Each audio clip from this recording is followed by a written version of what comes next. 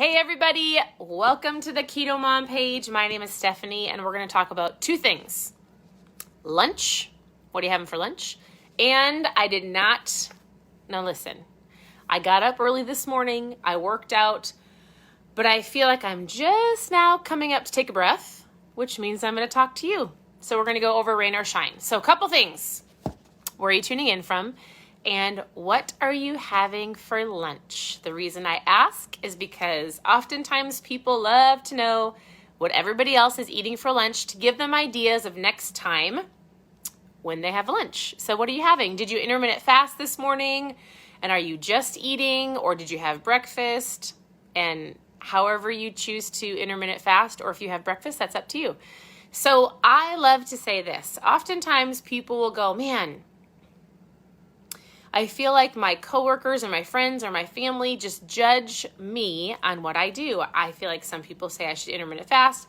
Other people tell me it's not great for me. Some people get mad because I'm eating healthier. And I just want to say this. This page is meant for a no judgment.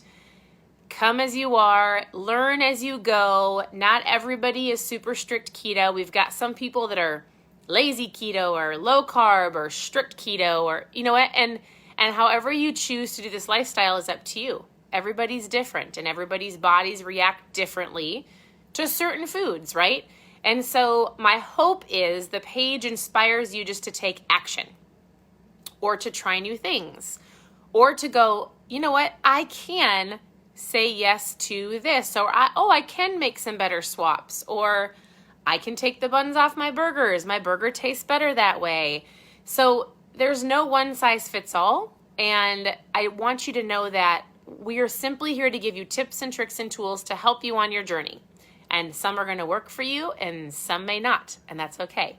For example, on my story today, I shared that I was making the girls some grilled cheese with the keto bread from Costco. Is the keto bread from Costco keto? And some would say yes, and some would say no. Have any of you tried it? Here's what I'll tell you about bread and buns and biscuits. I used to love them. Like when my husband started this diet 8 or 9 years ago, I could not fathom giving up garlic bread. And it's not that I always give it up, but for the most part, I think, okay, so I could not fathom it. Like I was like, there's no way I cannot eat bread. There's no way. You want me to not eat pasta? I live on lasagna and pizza. And I remember slowly incorporating different, better options or just trying new things. I was open to the suggestion that I could have a burger without a bun. I was open to the suggestion that I could have the meat and cheese and veggies and lettuce wraps and all those things without the bread. And as I've grown and as I've learned, it tastes so much better without the bread. I can't even imagine eating a burger without the bun. What a waste of space. And I say all of that because I just had a couple bites of the grilled cheese and I was like, even if it's keto bread, I feel like it just takes up space.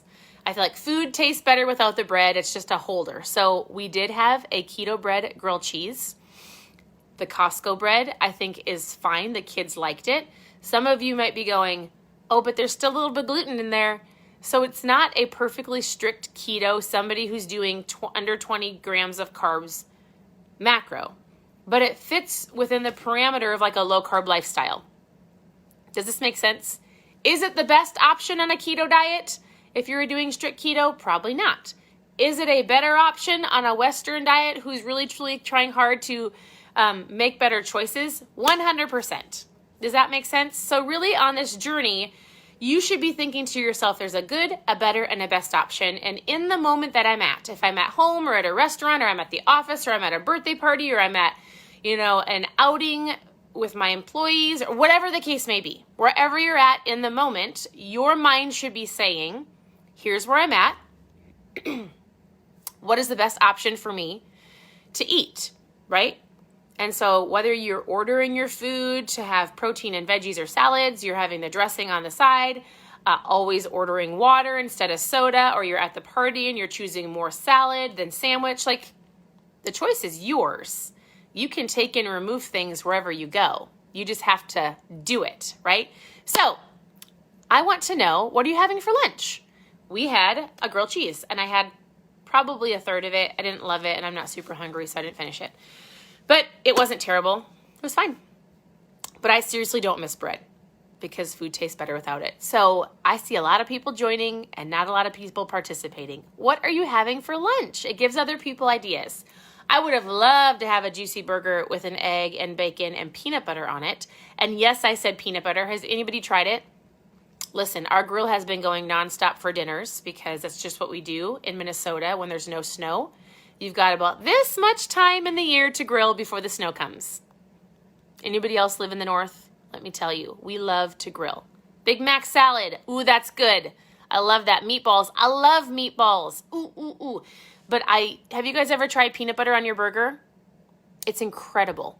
I take a big old fat burger that is nice and juicy off the grill, and I take some natural peanut butter and I just cover the top of that. Well, I usually want cheese on my burger, so I'll do burger, cheese, I'll put a little bit of peanut butter on top, then I'll put an over easy egg on top, and then bacon. And if I have avocado, oh my goodness, it is amazing. If you've never tried it, try it next time and let me know what you think. So I love that you're participating. Collaboration is currency, meaning I want to know what you're doing. This isn't just about me and my family. So real quick, this is the book that we have been going through for this month of May. And what we are doing is I'm simply just going through 3 chapters a day to help inspire you to read. Because if you followed me at any point in time, we talk about the power of our mind, and when we're thinking positively and when we are feeling good about ourselves, we're going to say positive words, we're going to make better choices because it starts right here. My dogs are barking and I'm so sorry. So all I'll tell you is this. These last 3, we're on chapter 19, 20, and 21. I'm not even going to tell you what I think of my dogs. They're my kids' dogs. And they're cute. That's what I'll tell you. All right, so chapter 19, he just talks about an adventure. Alarm clock to go talk to you. If you do not use alarm clocks to remind yourself to drink water, to go work out, to do your live, to whatever it is, to even little alarm clocks that go, hey, are you hungry? Like at maybe at 11 o'clock, 11:30, right before lunchtime. Are you hungry? If you're not hungry, maybe wait till you're hungry. I use alarm clocks all the time, just so I don't forget. Okay, so we're going through chapters 19, 20, and 21. If you're reading the book, what are you loving about the book? How is it helping shift your mindset to think more positively to help you make better choices in your life, right? Chapter 19 talks about you will find whatever you want. Wait, you will find whatever you set your belief dial to. He talks about having a dial. Really, he just talks about like you will find whatever you're looking for. Have you guys ever heard of RAS? R-A-Z? Like your RAS is activated. It's your reticular activating system. Have you ever bought in a vehicle? Like we bought a Pacifica, a minivan. And I didn't know anybody that had a Pacifica, especially a gold one with straight black tires. I love a minivan. Like we have a Tesla and I don't drive the Tesla because I love my minivan. But what happens when you buy something that you think nobody else has? Your RAS is activated and your reticular activating system all of a sudden goes, oh my goodness, you have a minivan? All of my friends have minivans, although somehow I did not notice they all had a Pacifica just like mine. We all have them. We all have matching vans. So when we're all together, it's a whole line of Pacifica minivans. All of us. All the same one. Just a couple different colors. But what's so interesting is you've got something called your reticular activating system, and what you look for, you're going to find, or what you set your mind on getting or purchasing or buying, all of a sudden you're going to start noticing everybody else having the same thing. If you start looking for excuses of why not to do something, you're going to find those excuses. What would you like? No. I have 4 daughters. We homeschool, and they are taking a break while I talk to you. So if you're looking for an excuse, if you're looking for a way out, if you're looking for whatever it is, you're going to find it. And your RAS, your reticular activating system, is going to help you find it. So that's what he talked about in chapter 19. What you look for, you're going to find. Are you looking for things that are positive, or negative? How are your words? Are your words speaking positive or negative? You will get what you look for and what you speak about. Good or bad? Good or bad? Okay, chapter 20, he talks about really just going through life and okay, so I love this. Are you remembering where you came from? We have something called a remember wall. I'm going to tell you about it in a second. But he just talks about to not forget about the disciplines in life, but like, are you remembering how you felt last week when you made all amazing choices, right? I think the biggest thing when somebody's doing a lifestyle or a diet change is they go really great for a certain period of time and then they slip up and then you feel like garbage and then you have to keep going. But what if you had a piece of paper on your fridge that every time you felt so great after you ate a meal or you worked out, you wrote on that little piece of paper on, what is today? Thursday, May 13th. And I felt incredible after my workout. Oh my goodness, I feel so great. Always, hey Stephanie, good job, right? Oh my goodness, I ate this for lunch. I felt amazing. Like a remember journal or something that you can go back and look at. Because oftentimes we forget over the course of our journey how great that we felt, right?